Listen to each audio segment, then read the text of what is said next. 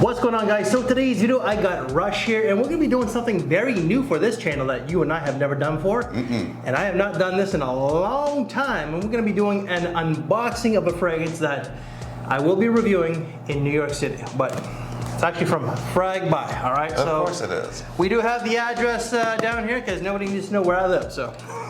Too many crazy people out there. Even I don't know where you are. Okay, that's where he lives. All right, so let's just open this up. Okay. So this is going to be a first impressions for you, but I've smelled this one. I got a decant of Dunhill's Signature Arabian Desert. All right. Ooh. So from their signature collection. Ain't that an exotic name? Now I know that you're gonna like this one. You're gonna like this one. When I smelled it, I'm like, wow, this is actually really good. This made a video where I didn't have a bottle, but I had to make the video anyways. Nice bottle, nice presentation. So really nice presentation. So this is from their like luxury line, but you can get this for about $120 Canadian, or I think it was like maybe like 105. But anyways, total 120 Canadian, so that's about like $95 US. Yeah, so heavy bottle, very much like the very much like the other Alfred Dunhill that we've done. Very nice bottle. The Nordic Fougere, because we both ended up reviewing that together, and we both ended up getting a bottle. Very nice bottle. Take a look.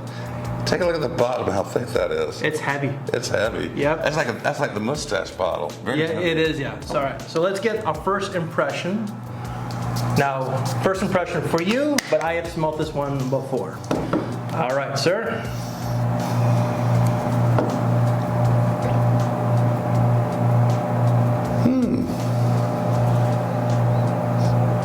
Is there Tonka in this? That I don't know. Pull up the notes. I got my phone over there. All right. Fragrant. But I will tell you off the bat that I believe that there's pink pepper, there's some sort of olibanum or benzoin, there's definitely rose, there's I believe oud as well. Oh, there's definitely some oud in there. You can pick Or up on that. oud or sandalwood, one or the other. Which Dunhill is it? Arabian Desert. Arabian Desert. God, they've made a lot of fragrances. Yeah. Look at you. Bloody boomers. I will always bust your balls. If I'm a boomer, then that would move you up to Gen X instead of the millennial that you are. Must you be so cruel? On occasion. All right, so the note breakdown, the official note breakdown is going to be saffron, pink pepper, bergamot. That's the top. Mid is going to be rose. And the mid also night blooming jasmine, with the mid base is oud, amber, and incense. So you definitely get that saffron, the pink pepper. You're gonna get the oud, the sandalwood, and the incense for sure.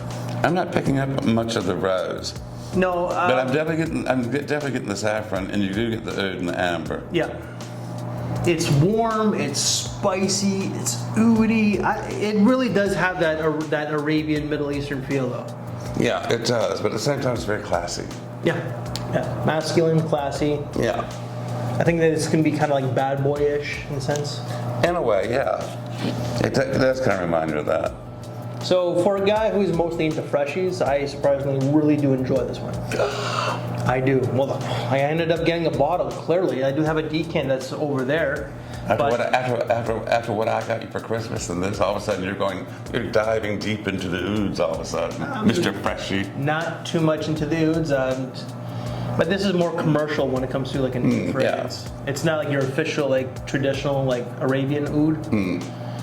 But because of this, I ended up looking for the other. I was looking for samples or decants from the other ones out there. Like I think there's like an English lavender. There's a Moroccan cashmere. I'd be interested in that lavender. Yeah, but I just don't want to blind buy no more.